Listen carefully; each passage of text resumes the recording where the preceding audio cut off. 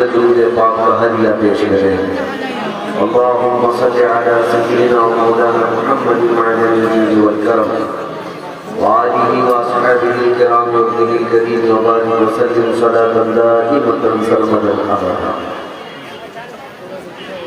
میرے عزیزوں، سب سے پہلے میں ممنون و مشکور ہوں علماء ذوی احترام کا، جنہوں نے بڑی محبتوں سے اور عزتوں سے مجھے نوازا۔ اللہ نے ان کی اقبال میں بلندی عطا فرمائے اور ان کی محنتوں کو اللہ ضائع ہونے سے محفوظ فرمائے۔ اور آپ سب کا بھی شکر گزار ہوں کہ رات کی اس اندھیرے میں، ٹھنڈیوں کی کڑی مشقت میں، کھلے میدان میں جمع ہے، اور مجھے اس بات کا احساس ہے کہ اس پنڈال میں آنے والا ہر مسلمان کسی نیتا یا دنیا دار کے نام پہ نہیں آیا، میرے مصطفیٰ کے نام پہ۔ نبی پاک صلی اللہ علیہ وسلم کے لیے پھر ٹھنڈی اور گرمی کیا مانا رکھا ہے؟ وہ چاہے سیلاب ہو چاہے طوفان ہو، غلام مصطفیٰ کھڑا ہی رہتا ہے۔ الحمدللہ مسلمانوں کی یہ شان رہی ہے کہ دنیا تلواریں چلاتی رہی، محمد عربی کا غلام سجدے کرتا رہا، اور انشاءاللہ یہ تاریخ دہرائی جائے گی، یہ تاریخ دہرائی جائے گی۔ میں چیلنج کے ساتھ کہتا ہوں، پوری دنیا میں ایسی کوئی قوم لا کر کے دکھاؤ جس نے آج تک اپنے خدا کو دیکھا نہیں پھر بھی روز سجدہ کرتی ہے۔ کوئی ہے دنیا میں قوم؟ مائک کو ایکو وغیرہ سب بند کر دیں، بالکل سادہ مائک رکھے جو لوگوں کے ذہن پر بوجھ نہ بنے۔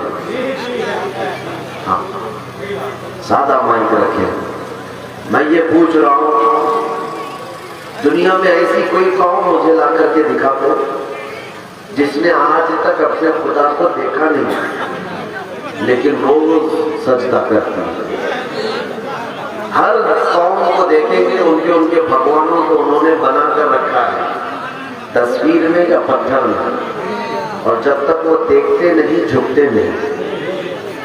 سامنے خدا کی مورت ہوتی ہے ان کی یا صورت ہوتی ہے، چاہے وہ عیسائی ہو، یہودی ہو، ہندو ہو، صورت اور مورت کو دیکھ کر کے جھکنے والی پوری دنیا ہے۔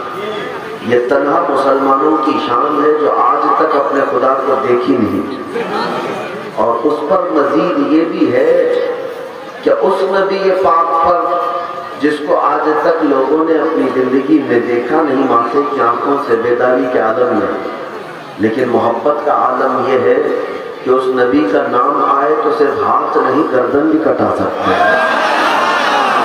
ہاں، حقیقی بات ہے۔ ایک انگریز رائٹر ہے جارج برنارڈ شاہ، اس نے اپنے تحقیق میں لکھا ہے، جارج برنارڈ شاہ ایک انگریز مفکر ہے اور رائٹر ہے، بہت سارے مضمون لکھتا تھا، ادیب ہے۔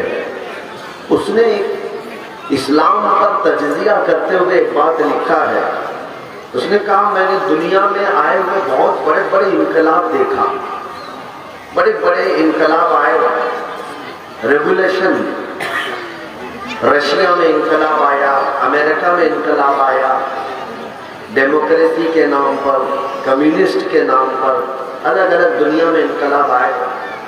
تو جارج برنارڈ شاہ نے کہا جتنے انقلاب آئے تو جو شخصیتیں انقلاب لاتی تھیں، ان کے جو لیڈر تھے، وہ جب تک زندہ رہے ان کا انقلاب بھی زندہ رہا، اور جب تک ان کے چاہنے ماننے والے زندہ رہے ان کے انقلاب میں دم تھا، اور جب وہ دنیا سے چلے گئے تو انقلاب کا اثر بھی چلا گیا۔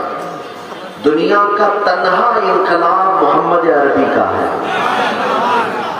صلی اللہ علیہ وسلم، جنہوں نے مکہ کی سرزمین سے یہ انقلاب پیش کیا تھا، جاہلوں کو عالم بنا دیا، اور جو گناہوں میں ملوث رہتے تھے ان کو دین کا محافظ بنایا۔ ایسا ریولیشن کہ جب وہ محمد صلی اللہ علیہ وسلم مدینے میں آئے تھے تو 6 لوگوں کو لکھنا آتا تھا، اور جب ان کا انتقال ہو رہا تھا 10 سال کے بعد 80,000 لوگوں کو قلم پکڑنا آ گیا۔ اتنا بڑا انقلاب جس محمد عربی صلی اللہ تعالیٰ علیہ وسلم نے دنیا میں پیش کیا، اس انقلاب کی خصوصیت یہ ہے، اس کی اسپیشلٹی یہ ہے، اور انقلاب تو ان کے لیڈروں کے ساتھ چلے گئے، لیکن یہ انقلاب ایسا ہے کہ روز بروز بڑھتا ہی جاتا ہے۔ 14 صدیاں گزر گئے لیکن اسلام نہ کل تھما تھا نہ آج تھما ہے، یہ بڑھتا ہی جاتا ہے۔ میرے عزیزوں، یہ میں اپنی بات نہیں کر رہا ہوں، یہ انگریز نے کہا جس کا اسلام سے تعلق نہیں۔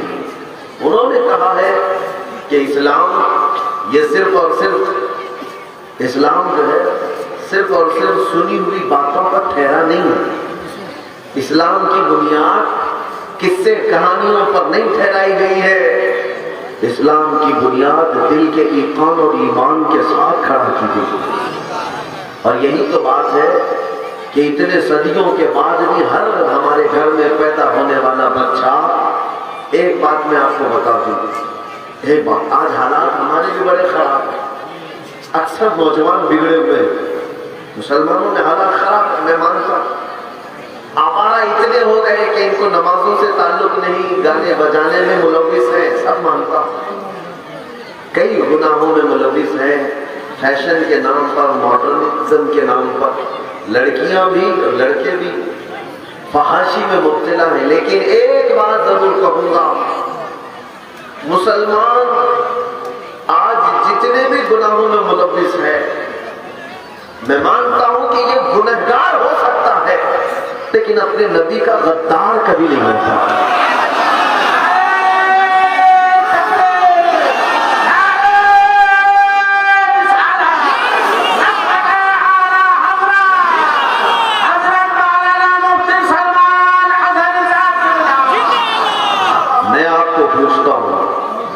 میرے ساتھ ایک معاملہ پیش آیا تھا، ممبئی کی سرزمین پر ایک نوجوان لڑکا 20-25 سال کا ہوگا، ایک علاقے میں گیا تھا، دیکھا باہر آنے کے وقت وہ روڈ پہ کسی کے ساتھ لڑائی کر رہا ہے، اور یہ نوجوان کیسا ہپی کٹ ہے، ادھر ادھر سے ڈیزائن کیا ہوا، داڑھی پہ پھٹی ہوئی جینس ہے، کان میں بالی ہے۔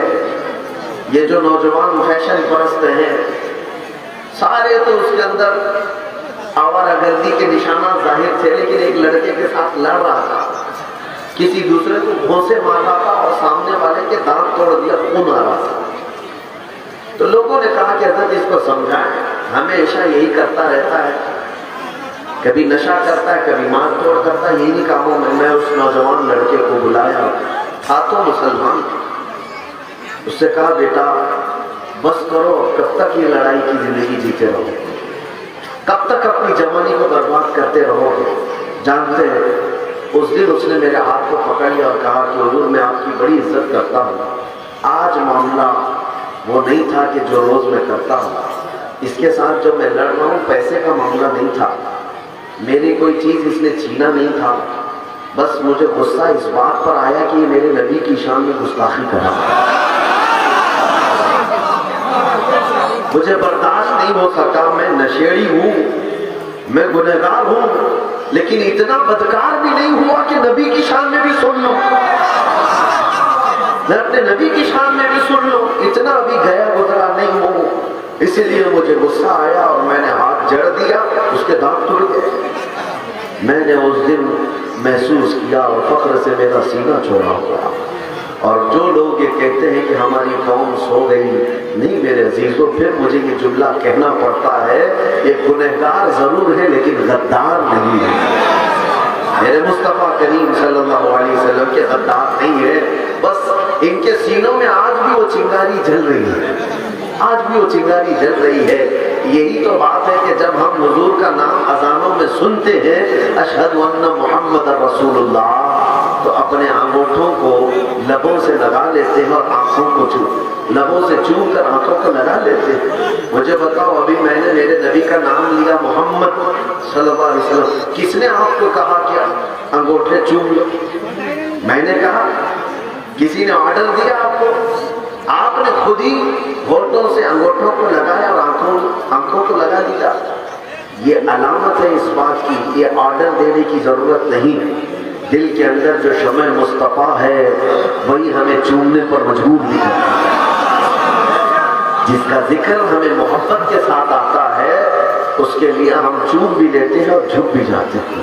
عزیزان گرامی وقا، بس اسی بات پر اب میں اپنی گفتگو کو آگے بڑھاتا ہوں. جس کے سینے میں میرے مصطفیٰ کی رائی کے دانے کے برابر بھی محبت ہے، جس کے سینے میں میرے آقا صلی اللہ تعالیٰ علیہ وسلم کی ذرہ برابر بھی محبت ہے، وہ کان کھڑے کرے گا اور آج میری گفتگو کو توجہ سے سنے گا. توجہ سے سنے.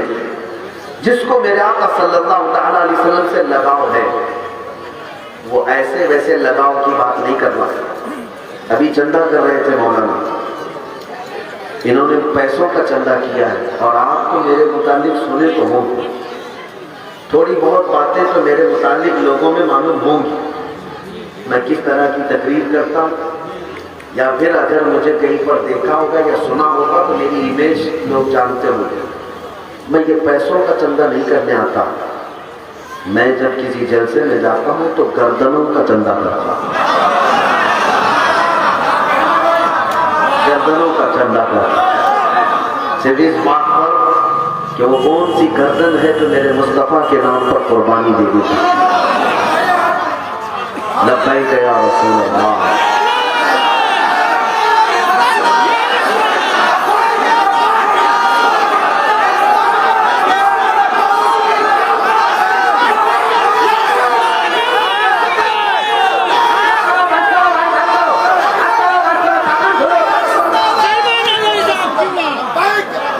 میرے عزیزوں، یہی بات ہے کہ دنیا محسوس کر چکی ہے. آپ کیا سمجھتے ہیں 6 مہینے پہلے جس پاکھنڈی نے بھونکنا شروع کیا تھا اور جس خبیث مردود لطفِ ناتحقیق نے میرے نبی پاک کی شان میں بکواس کیا، آج حالت یہ ہے کہ منہ چھپانے کے لیے کوئی دروازہ نہیں ہے. ان ظالموں کو اگر آپ دیکھیں گے ایک چیز کامن نظر آتی ہے. جتنے بھی گستاخ ہیں وہ اتنے بزدل ہوتے ہیں کہ بچوں کا بھی سامنا نہیں